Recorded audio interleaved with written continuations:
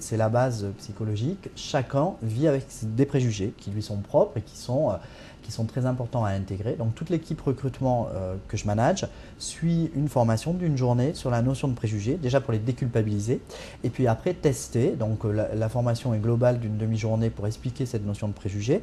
Après, par contre, il y a un coaching individuel qui permet à chacun de mes recruteurs de mesurer ces préjugés, qui peuvent être sur l'âge, qui peuvent être sur la couleur de peau. Et à partir de là, il y a un travail qui est fait et dont je n'ai pas du tout connaissance moi, puisque c'est vraiment lié à la personne de mes recruteurs, qui va leur permettre d'être beaucoup plus attentifs quand ils vont recevoir des gens sur cette notion de préjugé qui est ancrée en eux pour pouvoir travailler de façon à justement arriver à ce diagnostic le plus objectif possible. Donc oui, bien sûr, on l'intègre.